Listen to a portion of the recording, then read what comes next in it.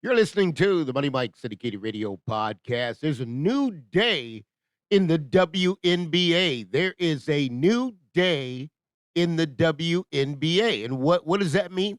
The WNBA has signed a new television contract, $2.2 billion. $2.2 billion. And that could even extend more. Okay. And this one here, man, oh man, it's getting ready to get real interesting in the WNBA. It's getting ready to get real interesting. The WNBA is about to go into a free agency bidding war. Free agency bidding war because of the rookies are into a unrestricted contracts. Now, what does that actually mean? And what is Money Mike really trying to tell you? I'm telling you that you're dealing with something here is a little different. Now, I got an email this morning. I'm going to share this with you. Okay. It said, I watched a YouTube video on who could be traded from the Fever, making America's favorite WA team. He talked about Elisa Smith could be traded, Kelsey Mitchell, Katie Lou. The Fever will have to fire sides. We're gonna move past that. However, in a recent poll, general managers on who they would choose as their core player.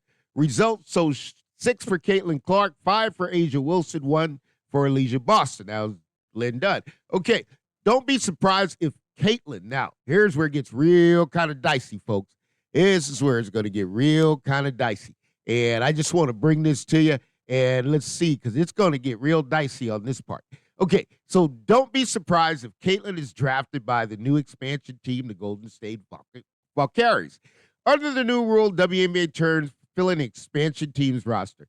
Caitlin is a restricted, he put restricted, but I believe she's on a rookie contract, which is an unrestricted free agent contract, meaning if she is eligible to be drafted by the Golden State Valkyries, this is no guarantee the Valkyries will take Paige Buecher's 225 college draft. Okay, so far makes sense. He went in a little bit to just kind of share also the Golden State Buccaneers paid $50 million. However, the Las Vegas Aces franchise fee goes down to $20 million was what they paid a few years ago.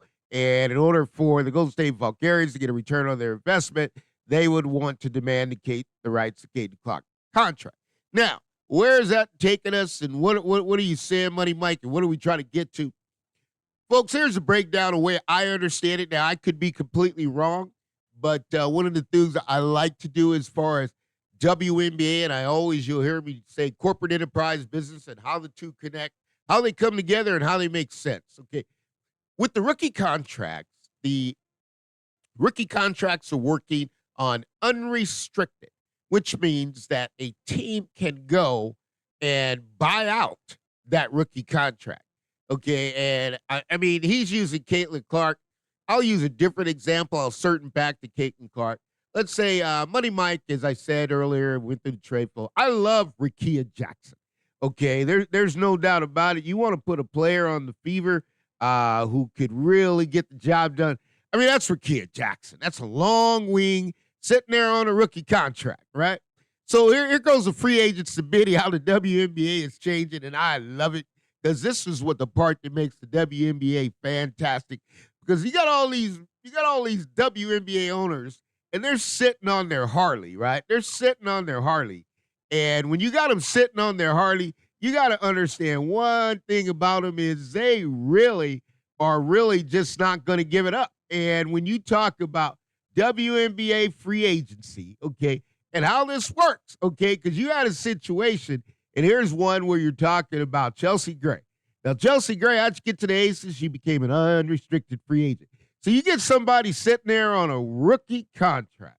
Okay, you got Caitlin-Clark sitting on a rookie contract, and you're trying to understand, okay, how is all of this going to bring itself together, and how's it all going to work? Because that's exactly what you have, okay, when you start dealing with this collectively, and I'll bring you back here as you're looking here at Chelsea Gray sitting on a rookie talking to Derek Fisher. Now, you're on that rookie contract. The other team can come in and buy you out.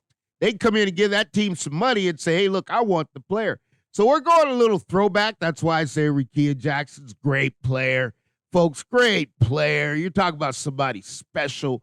You know what? And if you could get her on and get her up on the Fever And this is what the WNBA and what's going to go down and how all this is going to work. Because you got a bunch of players that are sitting here. You got a $2.2 billion contract. Now, this is for the rights to show the WNBA. Okay, the popularity, okay, and they're negotiating, and you got Adam Silver, you got all the NBA making billions of dollars, and they're like, hey, look, Silver's smart enough, everybody's smart enough to know, hey, guys, we got another product here, maybe better than the product we existingly have. What's that? That's called the WNBA. This thing, and with Clark, and you guys get me going through Clark, and I'll tell you something, when you get to Clark and you start doing the things that Clark does, and when you look at a player like Clark, and you get me looking at a player like Clark, folks, that's the job. That's the job of grassroots. And when I say that's the job, let me just share what I mean. Okay, when you're working in grassroots and you got guys who are there, your job is to get a player to the NBA. Okay, you got to get the player 5th, 6th, 7th grade, and you got to go in there and see what that player can do. So for me, it's extremely easy to look at Clark. I can look at that from 10 miles away, and that's no different than me going in there and saying, hey, when I go over there to Denver and I go to the Nuggets and say, I got a player over here, man, nobody's even seen. You need to take a look at this player and see if we can get him in and get him for a workout. Because what you got to do is you got to find the best talent you can find. Now, you don't know, and it's all anticipation of what the player is going to do and how the player is going to react. And you are anticipating where that player will develop, and you get a reputation for that. And when you get a reputation for that, the job becomes easier, because when you deal with the NCAA coaches, and it all starts in the NCAA, that's why they got them there. That's why they got the women's rule. They chop that rule up. You can have a whole lot of other players coming in the WNBA, not after 4 years, because some people, college just may not be the best fit, but the WNBA is. And that's like the Boumaké twins. I call them twins, but the older sister. When she was a freshman, I saw her at the Oregon Trails. And folks, that was like Lamar Jackson throwing to one of his wide receivers, okay? The older sister was firing that ball so hard, she could catch it on a rope. I mean, if you look at the Boumaké, they probably got the best hands in the WNBA of catching the ball. I mean, they catch it and move with it. So when you can spot that out as a scout, you get here and you're trying to find players, because you tell me this is the best 144 players we got. I know there's a good another 12, 14, 15, 20 players out there that just haven't been discovered. Now, what does that mean? What is Money Mike saying? You got the money to go do it. You got the money to go do it. You got money to bring players in for overseas. And you're going to stack on top of this money, and this is Clarkonomics, because at the end of the day, it's no different than LeBron James, okay? Right now, as I mentioned earlier, Caitlin Clark is just like LeBron James, okay? And she's moving on that scale. And in fact, if you ask me, I mean, when you're dealing with America's team and you're going to deal with a franchise build, because, Lakeup is, you look at Lakeup, and one of the things I'll tell you about Lakeup, you just got to really, really understand, is Lakeup is a businessman. He's a very shrewd businessman. And when he came in there and he came into the Golden State Warriors, here was the deal that happened. He came in front of Golden State. We just came in from the Boston Celtics. Okay, he bought the Warriors. Okay, he came in. He got the loudest boos. I mean, his boos were louder than Roger Goodell when he did his opening speech. Okay, and you got Kathy Elgerbird. He's saying, she's talking to him. She's saying, we're going to follow the plan of the Golden State Warriors. It's not going to be about the stars, be about the team. Well, I tell you what, Lakeup and the Golden State Warriors, we were in a 40-year drought. 40-year drought, okay, without even winning a championship, okay? He came in and brought the layers in, and he went over the salary cap, okay? He went over the salary cap to keep the core players together. Now we're going to find out who the real owners are, okay? Because Kathy Gergelbert's saying, hey, well, it's not about the players. It's about the team and organization. Yeah, it is. But when you get the Las Vegas Aces, and owners are shrewd. This is why I call it corporate enterprise business. Owners are shrewd. Okay, when you got the Las Vegas Aces paid $20 million franchise fee, and you come back and Lakers paid $50 million franchise fee, and you got everybody else. And this is where I'm going to the NBA players, man. If you guys don't stack that money and get a global partnership and buy a couple of these WA expansion franchise and bring your guys in and have them sit in the front row on the folding chair in the Kings row, And, you do this thing right because here's the deal. And, I call it like it is. And you know what? If you got a team like, where the Mystics and the Mystics don't like it, I think the Mystics can be successful, but there ain't nothing wrong with the Sacramento Mystics. I mean, we're just trying to pack the house. And when you get this going in the right direction, and now you got $2.2 billion to spend. Okay, let's be honest about that, folks. Now you got $2.2 billion to spend. Okay, you got large markets and you got small markets. Okay, what do I mean by that? You got the LA is a huge market. There ain't no doubt about it. Okay, you call it what you want. Chicago is a huge market. Okay, it's entertainment to its finest. Okay, so when you look at where they're at and where they're going in the Golden State, that's the Bay Area. Okay, it's one of the 5 largest markets in the entire U.S. Okay, you got a lot of people, you got a lot of fans. Okay, so the battle is going to begin because at some point, okay, let's be honest. At some point, what's going to be the WNBA max contract? What's going to be the WNBA max contract? That's the question everybody should be asking because at the end of the day, owners are different. Some are shrewd, some are not. Some like to win, some they don't. It was like Mark Cuban. I didn't care. Now, but when you get them smart, and this is how it really goes down, into the late, great Jerry West as he moved from Memphis and came on into Golden State. You get a good, solid general manager who's shrewd and knows how to pick teams. I think Danny Ainge is fantastic at it. I mean, Utah Jazz are going to be great. He built Boston, just won a contract. That was Danny Ainge's stamp. Some of these guys, no matter where they go, Pat Riley, any of these guys, they can go anywhere. They're going to put a stamp on it, and they're going to win because that's just they get the concept of the game and they get the concept of the players you have to have.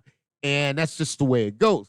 Now, you get back to this huge contract with Caitlin, and we're not talking about just chump change here, but it is circling the wagons. I'm bringing it to you. Rickea Jackson, that's clutch points, got a good shot there, and that's the defender, the fever knee. And it's going to be how do you negotiate how much you spend? It's just like the Sacramento Kings, right? So you look at the Sacramento Kings, and they go out there and they get DeMar DeRozan, okay, and you make a move.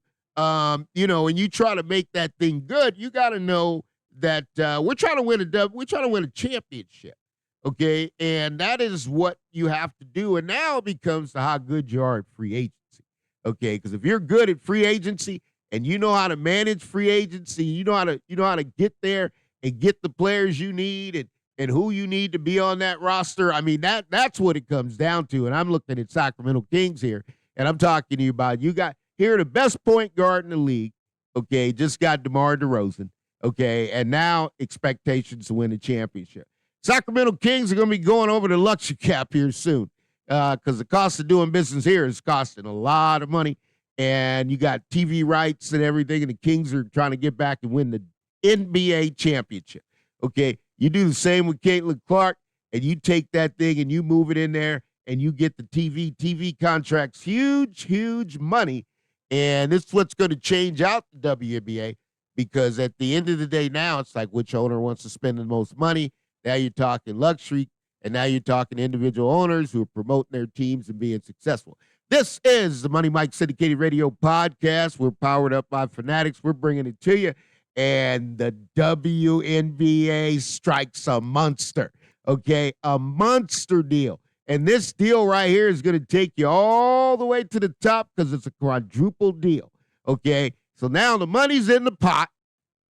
Okay, now it's coming down to expertise, which you could take the what do I call it? The strings off of the owners. If you got an owner who wants to come to a WNBA, let's say the Waltons.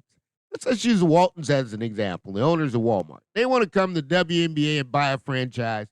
I mean, are we going to have a salary cap? We're going to let them do what they want to do, okay? Because this is not to protect the weak. If Steve Ballmer wants to come in and jump in the WNBA game, we got to invite Steve Ballmer in. Let Steve Ballmer go ahead and do it because you're going to have some people that say, hey, I want to win, and the way that I win is by having Caitlin-Clark, and if it costs me more money than anybody else in the league, so be it.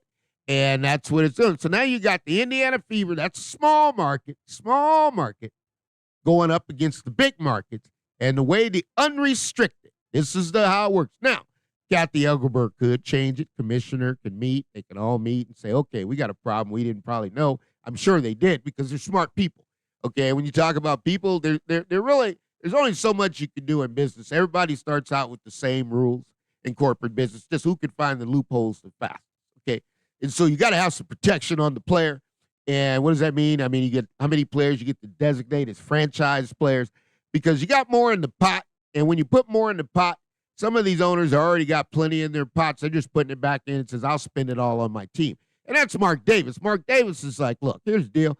I own the Oakland Raiders, and we got a partnership group here. And the partnership says, hey, look, all Vegas Aces are a good, plausible, credible asset to us. Why don't we go ahead and give them each an extra $100,000? In fact, next year they win it again, we'll give you $300,000. Okay, that's what the game's all about, and that's what the WNBA is going, and that's how you build, and you give it to the fans. And when you give it to the fans, the WNBA can take off like a rocket ship. What do I mean? You give it to the fans, folks. You got an all-star game. Let the fans vote. Okay, you got an Olympic team. Let the fans vote. You bring it in there. You got these guys mic'd up and coaching. That's all fantastic. That makes the WNBA fantastic. Then you turn the voting over to fans. Doesn't mean you don't want. Here's the deal. You can turn it over to fans. Okay, see how it goes. I'm telling you, it's going to be a win-win because the fans are going to get who they want to see. Then you pull it back a little bit and you let the coaches vote. Okay, but still, you can let the fans run the league. If you let the fans run the league, this is the Money Mike Syndicated Radio podcast. We do this for the fans. We do this because we love the game of basketball, and we've been in it, and you're dealing with Caitlin Clark. You got to let the fans have their way because the fans are going to pay it, and here's the difference between the WA and the NBA. It's a big difference, okay? When you go to WNBA, you got a father who's going to be there. He's going to have his daughter. He's going to have his sons. He's going to do a family outing. He's going to take them out there to see it because his daughter loves the game. She could be 5. She could be 10. That's about what Caitlin Clark dad started with her. He said, look, my daughter, when I saw her, I could tell it was something different. We're going to have to do this a little bit different. And he started a training regimen. This could have been at 10 years old. I mean, it's an unbelievable story when you get into it of Caitlin Clark. How did she get to where she is and where she is today? Okay, because this situation now, the grassroots is going to grow. And when you talk about it, you talk about Steph Curry, and you're talking about the grassroots is going to grow off the chart. And you got some players there that you got to just know, hey, I want to have that player. And you may not want to pay the player. That's the tricky part of everything. When you look at here, Chelsea Gray, how'd you get to Las Vegas? Unrestricted free agent. The other team didn't want to pay her. Hey, you need some money? We'll give you some money. This is the old-time way of doing it. This is called the old-time buyout. We like the player so much. It could be a player that you got sitting on the bench. We're going to buy that contract, and we're going to get you over here. This changes the game in the WNBA, and the cream of general managers and general managers' management will rise to the top. And I'm going to tell you something about old Lacob. You better understand about Lacob. That guy there is not no kick off the old park. That guy there is going to jump in there like a fire brimstone, and he's going to win. And he put it out there that he's going to win within the first 3 years. Okay? And when you talk about that, that's saying something because he is really saying, you know what? I could beat all you guys with my eyes closed. If you can walk and say you're going to go into the WNBA and you're going to whip them up so good that you're going to have them whipped up in the first 3 years? I mean, come on, guys. What are we talking about? Are we really being honest and saying that's what we're going to do? Because that's exactly what he's talking, folks. And I'm bringing it to you to let you know because that's a quick change. And if you can come in the WNBA, and this is what Money Mike's been talking about. I've been talking about winning a championship. And you can come in here and win a championship, and you got the right to just stand up and say, hey, you know what? We can do this in 3 years. I mean, come on. How easy can that get, right? Well, who are you talking about? You're talking about a couple businessmen that are coming in from the Boston area. They know what they're doing. They're calculated. They're strategic. And they understand the game of corporate enterprise business.